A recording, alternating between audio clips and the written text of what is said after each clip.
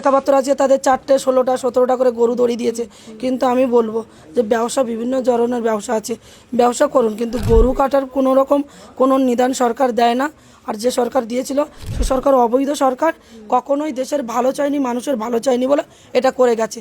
আর এটা কি বকরি ঈদ নাকি একটা বলে, তো এখানে তো বকরি মানে তো ছাগল, তাহলে ছাগল কাটার ঈদ এটা, তাহলে গরু কেন কাটবে?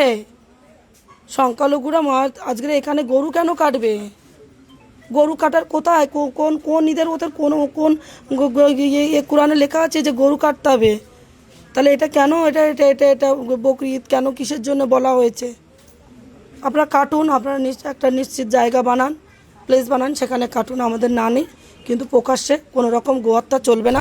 হিঙ্গলগঞ্জের মানুষকে আমি কথা দিয়েছি, শুধু আমি নয়, আমার দল প্রতিজ্ঞাবদ্ধ যে হিঙ্গলগঞ্জের মানুষকে ব্রিজ, রাস্তা, রেল লাইন এবং যে আবাসের আওতায় এখনও আসতে পারেনি যে মানুষগুলো এখনও মাটির ঘরে বসবাস করেন, সেই মানুষগুলোর মাথার ওপরে আবাসের ছাদ গড়ে দেওয়া এবং নারীর সম্মান বাঁচানো।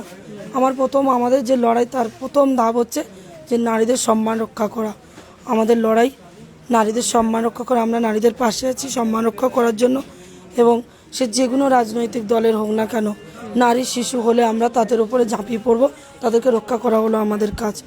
আর ভারতীয় জনতা পার্টিকে যাতে 5 বছর নয়, 15 বছর নয়, মানুষের আমরা একটা সুযোগ চেয়েছিলাম, মানুষ আমাদেরকে একটা সুযোগ দিয়েছে, কিন্তু ভারতীয় জনতা পার্টিকে ক্ষমতায় রাখার জন্য এবং মানুষের কাছে সম্মানে রাখার জন্য আমাদের লড়াই করতে হবে এবং আমরা চেষ্টা করব যেন 100 বছর যেন আমাদের ভারতীয় জনতা পার্টি বা পশ্চিমবঙ্গে যেন থাকতে পারেন এবং আমার হিঙ্গলগঞ্জবাসী যেন ভারতীয় জনতা পার্টিকে যেন 100 বছর দেখতে পারেন।